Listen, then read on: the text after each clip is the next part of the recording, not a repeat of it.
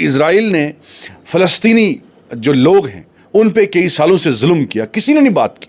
आज ईरान ने बात की और जिस तरीके से मुकाबला किया, जिस तरीके से हमला किया और खिल गया इज़राइल, तभी जो है सीज़ फायर की भीख मांगी इज़राइल ने ट्रंप के सामने कि सीज़ फायर जल्द हो।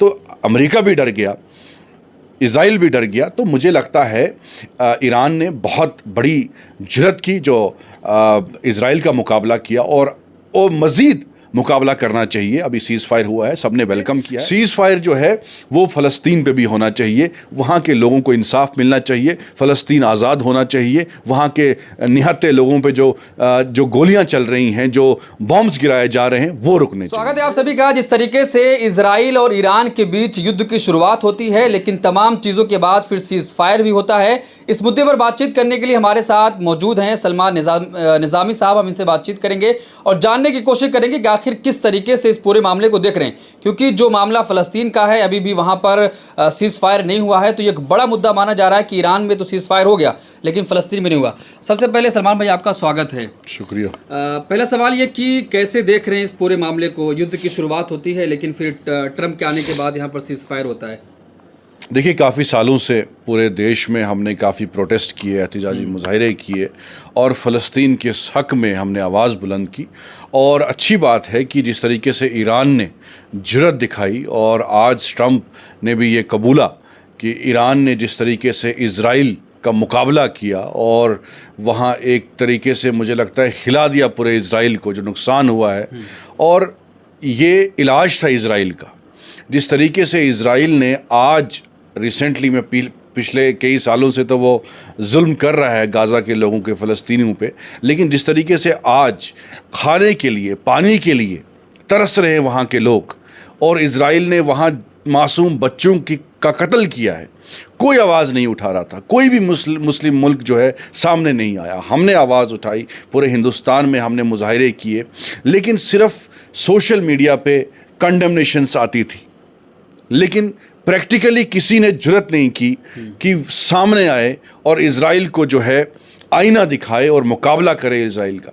आज ट्रंप ने कहा कि इज़राइल जो है वहाँ भारी नुकसान हुआ है, और जिस तरीके से ईरान ने जुर्रत दिखाई, तो इस्लाम यही कहता है और हमारे इस्लाम ने भी हमेशा यही पैगाम दिया कि बेकसूर निहत्थे लोगों का कत्ल ना करें। और जो इज़राइल ने फ़लस्तीनी जो लोग हैं उन पे कई सालों से जुल्म किया, किसी ने नहीं बात की। आज ईरान ने बात की और जिस तरीके से मुकाबला किया, जिस तरीके से हमला किया और खिल गया इज़राइल, तभी जो है सीज़ फायर की भीख मांगी इज़राइल ने ट्रंप के सामने कि सीज़ फायर जल्द हो। तो अमेरिका भी डर गया, इज़राइल भी डर गया। तो मुझे लगता है ईरान ने बहुत बड़ी जुर्रत की जो इज़राइल का मुकाबला किया और मज़ीद मुकाबला करना चाहिए। अभी सीज़ फायर हुआ है, सबने वेलकम किया है, लेकिन मैंने भी पूरे हिंदुस्तान के जितने आज ईरान ने मुबारकबाद भी पेश की है, हम सबको, पूरे हिंदुस्तान के, चाहे हिंदू थे, मुसलमान थे, सिख ईसाई थे, क्योंकि हम सब इंसानियत पे यकीन रखते हैं। आज ईरान ने सबको मुबारकबाद पेश की कि आपने हमारा साथ दिया, लेकिन हमने साथ क्यों दिया? हमने ईरान का साथ इसलिए दिया क्योंकि उन्होंने कहा कि हम फ़लस्तीनियों की लड़ाई लड़ रहे हैं। अगर ईरान फ़लस्तीन की लड़ाई लड़ रहा है और आज अगर फ़लस्तीन के लोग सफ़र कर रहे हैं, तो मुझे लगता है कि ईरान को जो है पीछे नहीं हटना चाहिए। जब तक गाज़ा में सीज़ फायर नहीं होगा तो इस इज़राइल और ईरान के सीज़ फायर से कोई मसला हल होने वाला नहीं है, क्योंकि ईरान की लड़ाई इज़राइल के साथ उसी बुनियाद पे थी कि फ़लस्तीन के लोगों पे जो जुल्म और ज़्यादती हो रही है, जो कत्लो गारत हो रही है, वो रुक जाए। अगर इज़राइल बाज नहीं आ रहा है तो सीज़ फायर किस काम का? इसलिए ईरान की हुकूमत से भी हमारी गुजारिश है कि अगर आपने सीज़ फायर किया, उसमें कंडीशन रखनी चाहिए थी कि गाज़ा में सीज़ फायर होना चाहिए, नहीं तो बेबुनियाद है सीज़ फायर। या तो आपसी लड़ाई है आपकी या इख्तियारी लड़ाई है आपकी। तो अगर इसमें फ़लस्तीन है तो फ़लस्तीन में जब तक सीज़ फायर नहीं होगा, जब तक कत्लो गारत बंद नहीं होगी, तो सीज़ फायर का कोई मायने नहीं है। तो इसलिए हम ईरान के साथ खड़े हैं, लेकिन ईरान की कोई ज़ाती मफाद के लिए नहीं। ईरान का एजेंडा अगर ये है कि हम फ़लस्तीन के साथ हैं, हम फ़लस्तीन के उन निहत्थे बच्चों के साथ हैं जिनको इज़राइल की गोली का शिकार होना पड़ा, इजराइल की स्ट्राइक्स का शिकार होना पड़ा, इसलिए हमने ईरान का साथ दिया। तो अगर ईरान जो है इसमें फ़लस्तीन को बीच में नहीं लाता, गाज़ा के लोगों के लिए बात नहीं करता, और गाज़ा के लिए जो लड़ाई हमने पूरे दुनिया में छेड़ी है, हम चाहते हैं कि गाज़ा के लोगों को इंसाफ मिलना चाहिए, फ़लस्तीन के लोगों को इंसाफ मिलना चाहिए। तो अगर फ़लस्तीन के लोगों के साथ कत्लो गारत अभी भी जारी है तो सीज़ फायर का कोई मकसद ही नहीं है। तो हम वहाँ की ईरान की हुकूमत से अपील करना चाहते हैं कि वहाँ के लोगों को आप यतीम नहीं छोड़िए, आप उनकी आवाज़ आगे भी बुलंद करिए। हम चाहते हैं, हमने इसीलिए साथ ईरान का दिया ताकि वो फ़लस्तीन के लोगों की आवाज़ बने। इस वक्त पूरी दुनिया में, मैंने ट्वीट भी किया, इस वक्त हम शिया सुन्नी, बहुत से लोगों ने मुझे ये सवाल किया, आप तो खुद सुन्नी हैं, और बहुत से इज़राइल के ट्वीट्स मेरे पास आए, इज़राइल के लोगों ने मुझे ट्वीट्स किए कि आप जो है उस मुल्क की हिमायत कर रहे हैं जो शिया हैं, आप तो सुन्नी हैं, वो शिया जो है सुन्नी के ख़िलाफ़ है। तो मैंने कहा नहीं, ये शिया और सुन्नी की लड़ाई नहीं है, हम इस्लाम को मानते हैं, और इस्लाम ये कहता है कि जिसने कलमा पढ़ा ला इलाहा इल्लल्लाह मोहम्मद रसूलुल्लाह वो मुसलमान है। हम शिया और सुन्नी नहीं मानते। अगर शिया मुल्क ईरान, सुन्नी मुल्क जो फ़लस्तीन है उनके लिए लड़ाई लड़ रहा है तो हम उनके साथ हैं। तो इसलिए अगर शिया जो है सुन्नी के लिए लड़ाई लड़ रहे हैं तो ये तो बहुत बड़ी बात है, यही इस्लाम है।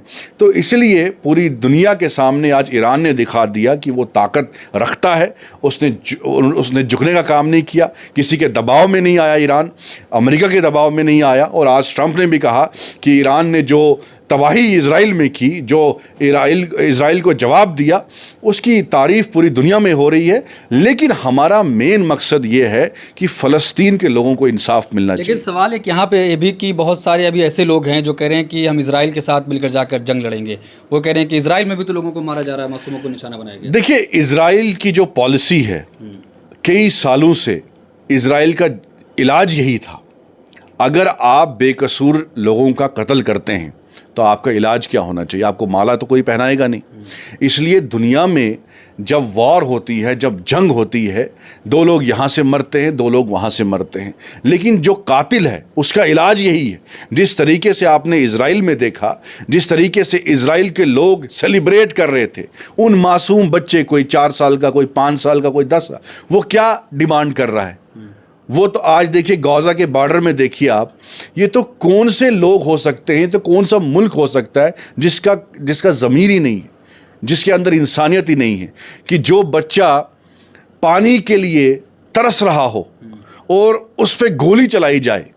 जो 26 लोग कल मारे गए गाज़ा में, वो क्या मांग कर रहे थे? वो पानी के लिए, खाने के लिए, उस वक़्त जो है एड के लिए तरस रहे थे, और जब उन्होंने हाथ फैलाया एड के लिए, उन पे गोलियां चलाई गई। तो इज़राइल ने जो किया, कई सालों से कर रहे हैं, ईरान ने उसका मुकाबला किया। और मेरा यही मकसद है कि इज़राइल का इलाज यही होना चाहिए था, लेकिन इज़राइल को बाज आना चाहिए। अब कत्लो गारत रुकनी चाहिए। अगर सीज़ फायर है तो सीज़ फायर गाज़ा पे भी लगना चाहिए, क्योंकि गाज़ा ही मेन इशू है, ईरान इशू नहीं है। अच्छा, जब वोटिंग, अमेरिका इशू नहीं है। इशू जो है वो फ़लस्तीन है। हमारा जो मकसद है वो फ़लस्तीन को आज़ाद करवाने का मकसद है। इसलिए हम चाहते हैं कि जो भी दुनिया की ताकत, फ़लस्तीन लिखने से कुछ नहीं होगा, प्रैक्टिकली जो ईरान ने किया हम उनके साथ हैं, लेकिन कॉम्प्रोमाइज़ नहीं होना चाहिए। अगर सीज़ फायर हुआ, उसमें सीज़ फायर जो है वो फ़लस्तीन पे भी होना चाहिए, वहाँ के लोगों को इंसाफ मिलना चाहिए, फ़लस्तीन आज़ाद होना चाहिए, वहाँ के निहत्ते लोगों पे जो गोलियाँ चल रही हैं, जो बॉम्ब्स गिराए जा रहे हैं, वो रुकने चाहिए। अच्छा, जब यूएन में वोटिंग की बात आई थी तो भारत सरकार ने वहाँ पर वोटिंग से मना कर दिया था। वो देखिए, भारत सरकार, ये बदकिस्मती है हमारी कि आज की सरकार जो है, जब वाजपेयी सरकार थी, वो भी भाजपा की सरकार थी, उन्होंने गाज़ा के हक़ में, फ़लस्तीन के हक़ में जो है हमेशा स्टैंड लिया। हिंदुस्तान ने ऑफिशियली अगर हम देखें, हमेशा फ़लस्तीन का स्टैंड लिया है। तो इस सरकार ने जिस तरीके से, चाहे डिप्लोमेटिकली या आज दबाव में आके या किस डर में आके आज जो स्टैंड लिया, मुझे बहुत हैरानगी हुई। और हमें उम्मीद है इस सरकार से भी कि वो इंसानियत की बुनियाद पे, जिस तरीके से आज ईरान ने पूरे हिंदुस्तान के लोगों को मुबारकबाद पेश की, सरकार जो है पूरे मुल्क को रिप्रेजेंट करती है, लेकिन लोग जो हैं वो मैटर करते हैं कि वो किसका साथ दे रहे हैं। आज लोगों ने ईरान का साथ दिया। सरकार का स्टैंड कुछ भी हो सकता है, लेकिन आम जो हिंदुस्तान के लोग जो इंसानियत पे विश्वास रखते हैं, उन्होंने ईरान का साथ दिया, उन्होंने फ़लस्तीन का साथ दिया। आज हर एक अपोजिशन हो, बहुत से लोग ऐसे हैं जिन्होंने खुलेआम कहा कि नहीं, इजराइल गाज़ा पे जो जुल्म कर रहा है वो गलत है। आज जो हिंदुस्तान के बहुत से लोग इजराइल को सपोर्ट कर रहे हैं, आज उनको गालियां पड़ रही हैं। आपने देखा कुछ सोशल मीडिया में वीडियो भी वायरल हुए, उनको कहा गया, एक तो हमारे कोई अंधभक्त जो है वहाँ माथा टेकने गए थे, उनको लात से भगाया गया। तो इसलिए हमें देश जो है हमारा, इसमें काफ़ी रेफ्यूजी रहते हैं, इसमें तिब्बत के रेफ्यूजी रहते हैं, अफ़गानी रेफ्यूजी रहते हैं, रोहिंग्या के रेफ्यूजी रहते हैं। इस देश की खूबसूरती यह है, इसमें हर मज़हब, हर रंग और हर जात के लोग रहते हैं। और इस मुल्क की पहचान ही यही है कि हमेशा इस मुल्क ने इंसानियत की मिसालों कायम किया है। देश में विदेश में जब भी निहत्थे लोगों पे जुल्म हुआ है, हिंदुस्तान हमेशा उन निहत्थे लोगों के साथ खड़ा रहा है। तो इसीलिए मुझे लगता है कि सरकार को ये एहसास होना चाहिए और कि हमें इस वक्त फ़लस्तीन का साथ देना चाहिए। पूरी दुनिया के लोग आज आप न्यूयॉर्क का जो मेयर है, जो चुन के आया है, तो वो भी तो फ़लस्तीन का साथ था, वो तो न्यूयॉर्क के लोगों ने उसको चुना है। और जहाँ 90% लोग जो है मुसलमान नहीं हैं, वो मुसलमान चुन के आया है। और न्यूयॉर्क जो हार्ट ऑफ अमेरिका है, तो वो मेयर जो इलेक्ट हुआ है, तो उसको भी 90% जो है वो नॉन मुस्लिम लोगों ने चुना है, वो फ़लस्तीन के साथ था। तो दुनिया के लोग जो हैं वो इसको ऑब्ज़र्व कर रहे हैं कि जो फ़लस्तीन में हो रहा है वो गलत हो रहा है। तो यहाँ पे एक ग्रुप ऐसा है जो कह रहा है कि I stand with Israel hashtag चला रहा है, उसके बारे में फिर क्या कहेंगे? उनको खुद मालूम नहीं है। देखिए, वो लोग जो हैं वो कंफ्यूज लोग हैं। अभी ईरान ने जब इराक की यूएस बेसिस पे अटैक किया, इराक ने कंडेम किया, तो ये लोग लिखने लगे वी स्टैंड विद इराक। इनको खुद मालूम नहीं है कि हम इराक के साथ खड़े हो जाएं या इजराइल के साथ। ये इस्लामाफोबिक लोग हैं जो मुसलमानों से नफ़रत करते हैं। इनका एक ही पर्पज़ है, जो भी मुसलमानों का कत्लो गारत करेगा, जो मुसलमानों को दबाने की कोशिश करेगा, उनका ये साथ दें। इस देश में वो ताकतें हैं मौजूद। ये लोग इस देश को ख़राब, चाहे आप देखिए मॉब लिंचिंग का माहौल था, कई सालों से हम फेस कर रहे हैं। मुझ पे कई एफआईआर हुए जब मैंने मॉब लिंचिंग में जितने मुसलमानों को मारा गया, अखलाक था, तबरेज़, अंसारी, कई ऐसे मुसलमान थे जिनको निहत्थे लोगों को मारा गया सिर्फ शक की बुनियाद पे। 2 दिन पहले भी एक हादसा ऐसा हुआ। तो ये लोग जो हैं ये चाहते हैं कि किस तरीके से मुसलमानों की आवाज़ को दबाया जाए। वो लोग उन्हीं लोगों को सपोर्ट करते हैं जिन लोगों ने हमेशा मुसलमानों के साथ ज़्यादती की है।